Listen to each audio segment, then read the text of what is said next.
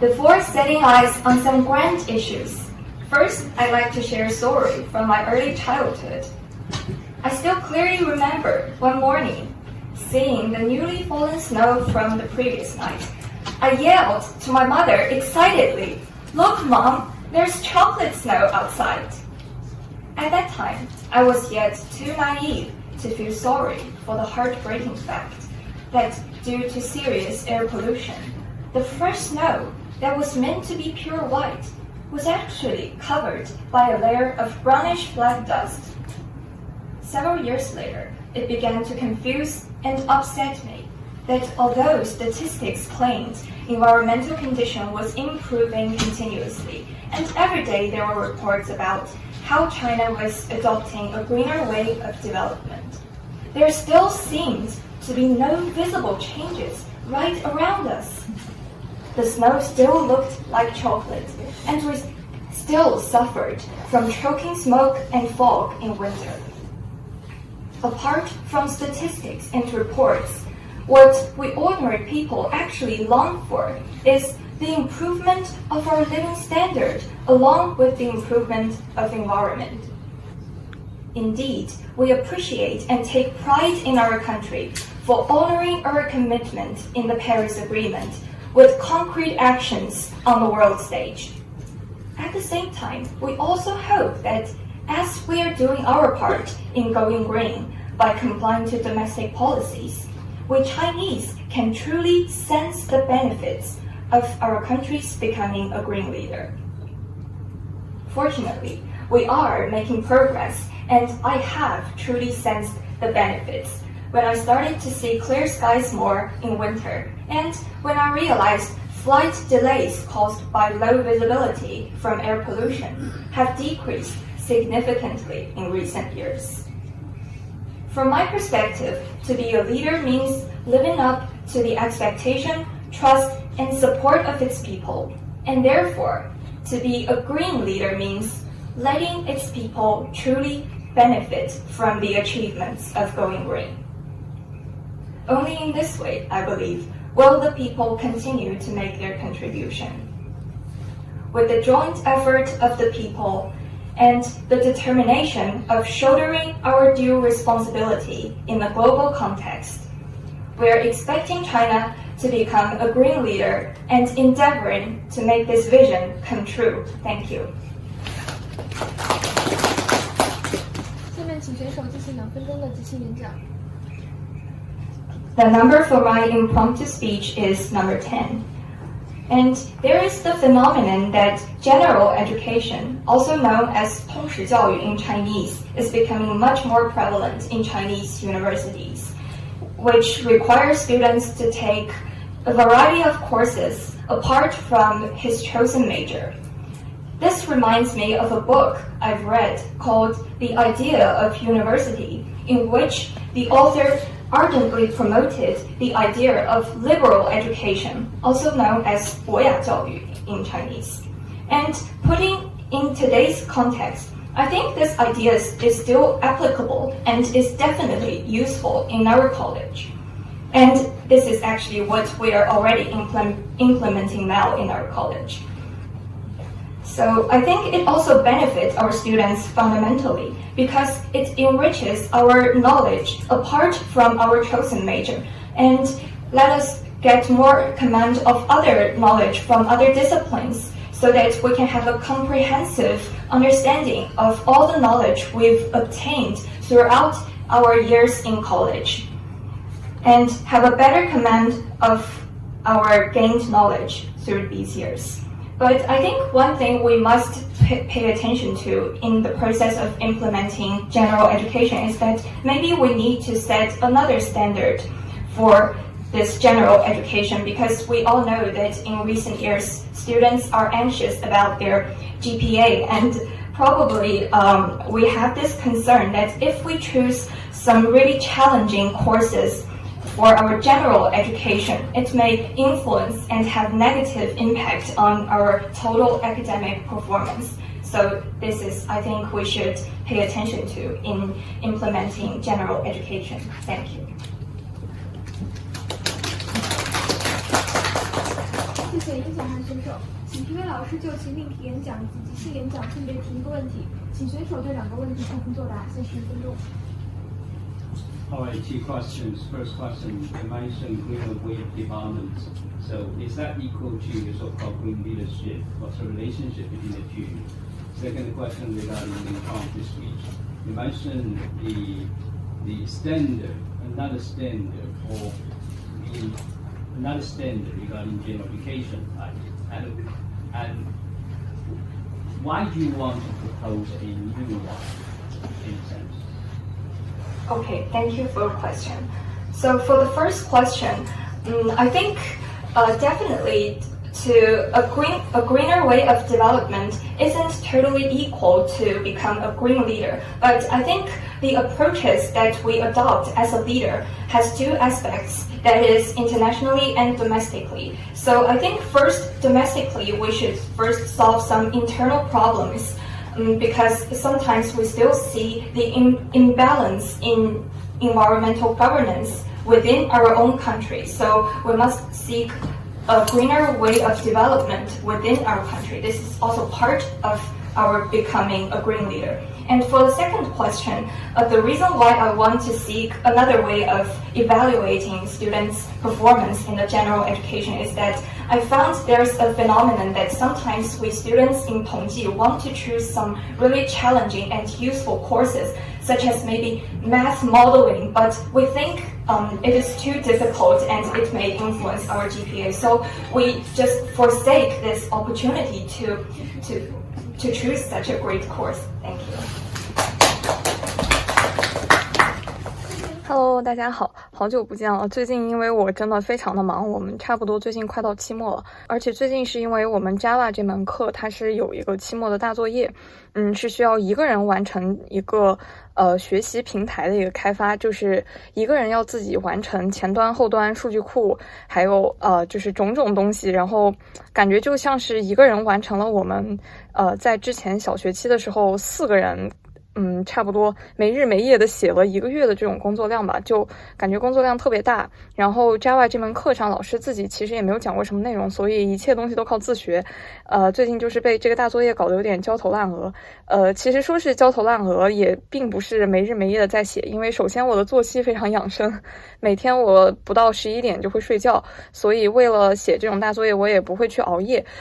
这也是为什么我感觉非常着急的原因，因为可能别人还会去熬夜干一干写这个作业，但是我每天就是能用来写作业的时间其实非常少，而且每天基本上每周还会有好几天晚上我都会跳很长时间的舞。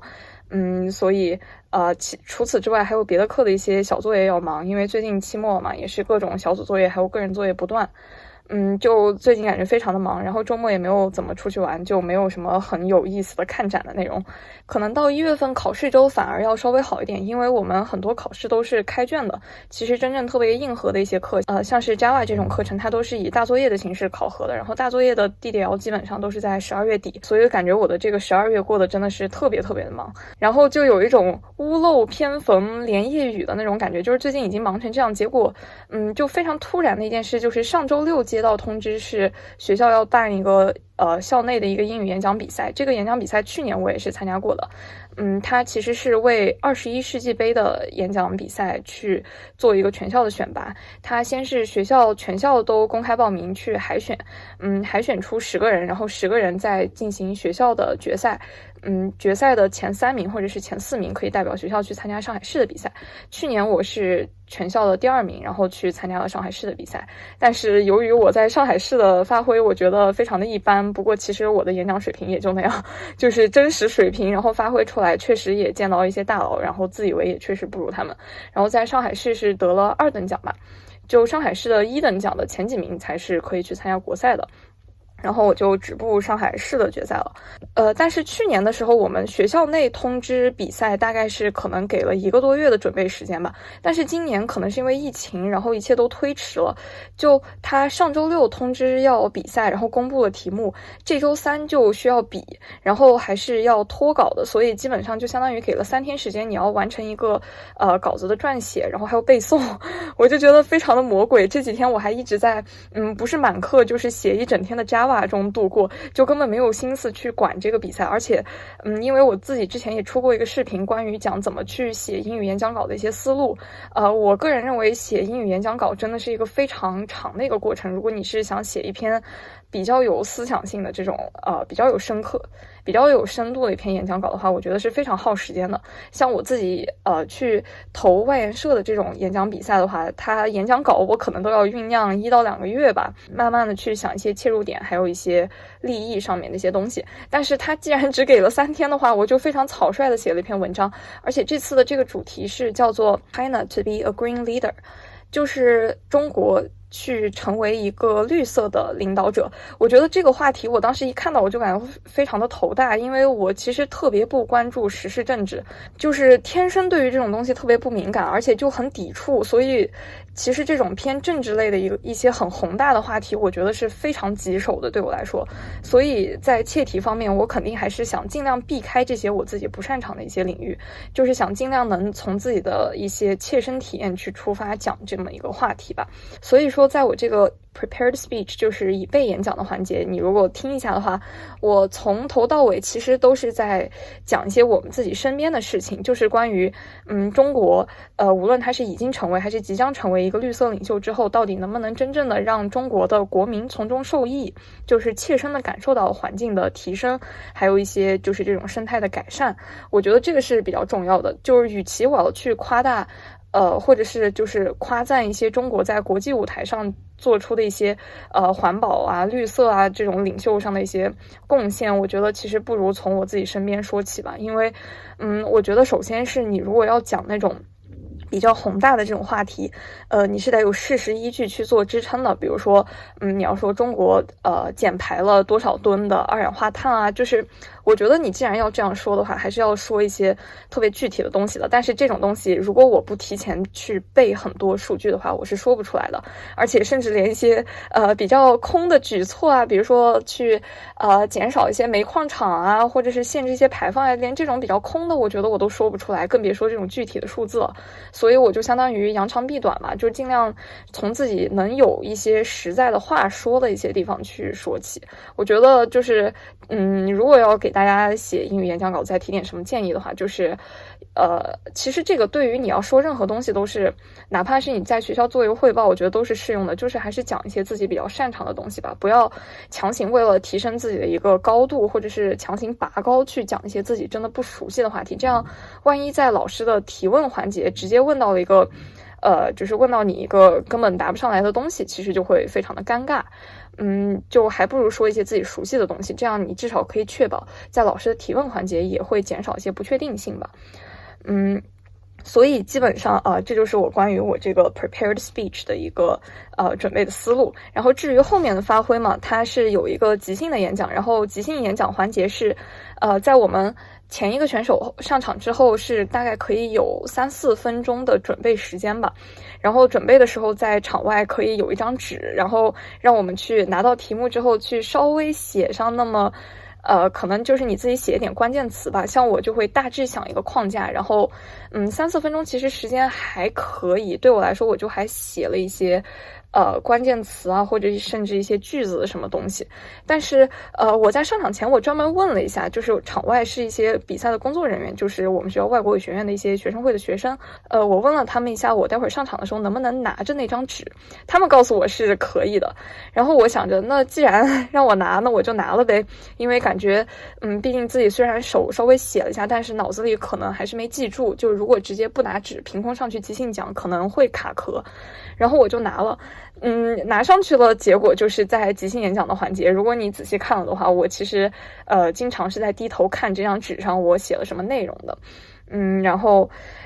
当时自己讲的时候没有特别强烈的感觉，但是回顾了一下，就讲完之后自己再看自己的一个视频，确实觉得观感有点不是那么好，就感觉跟观众挺缺乏眼神的交流，然后一直在看自己写的这种，其实也写的就乱七八糟的，我觉得看跟不看也没有什么太大的差别，但是可能就是一种心理上的感觉，总觉得看一看自己当时写了什么，好像脑子就不会卡壳，就能不停的说一样。但是其实很多时候就是你在那么短的时间内紧张的眼睛随便瞄了一眼，你根本都看不懂自己在那写的那些鬼画符。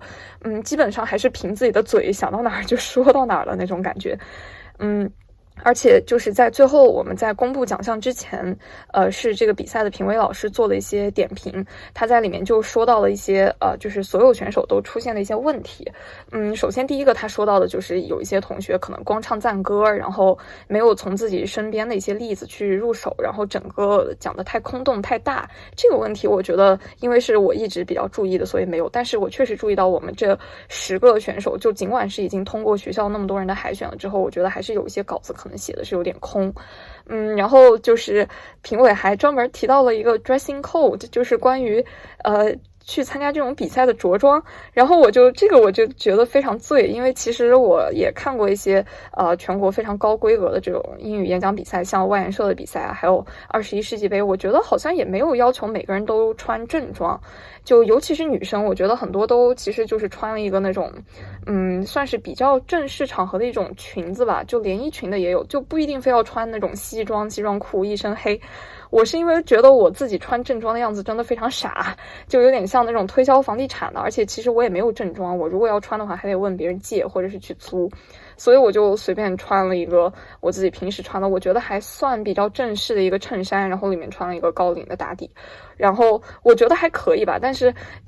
就感觉评委就 diss 了一下没有穿正装的这种感觉。当时我就感觉哇，我怕不是凉了，就先是没有穿正装，然后接下来评委还说到了一些问题，就是有一些可能演讲的过程中和观众缺乏眼神交流，这个我当时一听又觉得哇，那我岂不是又凉了，因为我其实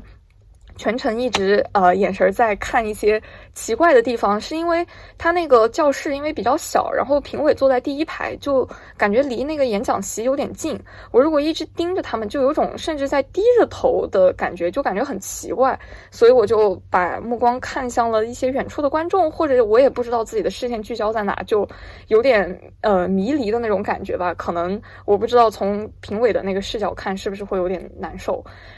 所以其实这个以后也或许可以注意一下吧。还有评委就是非常强烈的提到是说，无论是 prepared speech 还是 impromptu speech， 就这2个环节一定不要带任何纸或者稿子上去。像 prepared speech， 因为我自己其实是背诵能力比较强的，就是我基本上还是有这个底气，我甚至都没有打印那个稿子，我当时把它在电脑上写出来之后3天我就基本上在 iPad 上面背了背，我都没有印一个纸质版的稿子，所以就也没有带稿子上去，就相当于是对自己的这个已备演讲应该是比较有把握的。但是在即兴演讲的时候，因为我还专门问了一下，他们告诉我可以带那个纸上去，我就把纸带上去了。但是后来也是确实评委说的也没错，我后来自己看视频的时候也是感觉到我自己不停的在这种低头看纸，这个观感的确是非常的不好。然后就也提醒大家，如果以后要参加这种比赛，首先我觉得如果是有已备演讲的环节的话，不带稿子上去，把所有的稿子都背得熟熟练练，是一个最基本的一种就是你参加这个演讲比赛应有的一个标准吧。至于这种 impromptu speech， 其实当时评委说的一点我觉得非常有道理的，就是你自己可能真的觉得你带了一张纸上去，你就可以看一看自己刚才写的要点，然后可以帮助你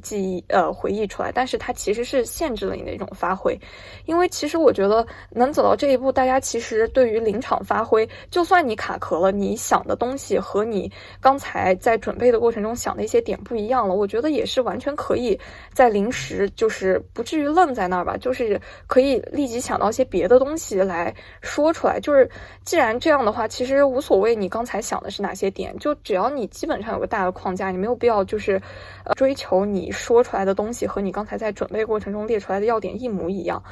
像我的话，我可能因为是就是如果看过我以前视频的小伙伴可能知道，我觉得我是在英语的书面写作，就是这种表达上面是更有优势的，在这种即兴的演讲还有包括口语，我觉得都是相对来说比较弱的。所以对我来说，就是如果给我哪怕一点点的时间去准备，我可以把它落实到纸面上来，我就可以想出来一些非常华丽的一些词藻。所以我在我的这个写关键词的纸上，我会写到一些比较关键的词汇。我主要是害怕我在讲这个即兴演讲的时候，可能会就没有说到这些我自认为非常加分的词汇，但是实际上想一想，大家其实听的还是一个逻辑和整体的思路。至于你有没有用到一个高级词汇在整一个这种2分钟的演讲里面，我觉得就是微不足道的一件事。所以感觉也没有必要去纠结这些。然后这些就是差不多关于这个突如其来的英语比赛的一件事。其实我当时听到这个英语比赛我都有点犹豫我要不要去参加，因为最近实在真的是太忙了。但是当时就觉得就速战速决吧，既然他就给了3天时间准备，我也没有更多的时间去准备，因为我还要上课，而且就正好周一我是满课，然后周三也基本上是有课，周二那天我还写了一整天的 Java， 就没有什么时间去准备这个比赛，就觉得是抱着随便试一试的心态。然后没有想到他周三下午初赛完就告诉我周四就要去比这个决赛，所以从初赛到决赛中也是没有任何的准备时间。不然其实我是想准备一下练一练这种即兴，因为我感觉其实已经快1整年的时间我没有怎么说过英语了，因为前面疫情在家的时候是一直在自学日语，就感觉英语完全是一个弃置的状态，所以也其实挺慌这个即兴演讲的。但是后来觉得即兴发挥的也还可以吧，然后差不多就是这样的一个经历，所以就感觉他速战速决也蛮好的。接下来就让这个昙花一现的英语比赛就过去了，我就要继续赶我的 Java 大作业了。然后最近年底真的非常非常的忙，所以可能视频不能做到那么频繁的更新，然后剪辑也比较粗糙，就感谢大家一直以来的支持，希望在新的一年里可以多更视频，然后给大家做出更好的内容来，也祝大家各位期末顺利。最后再放几段最近都没有什么录的素材，就是放一段前面跳舞的视频吧。然后大家下期再见，拜拜。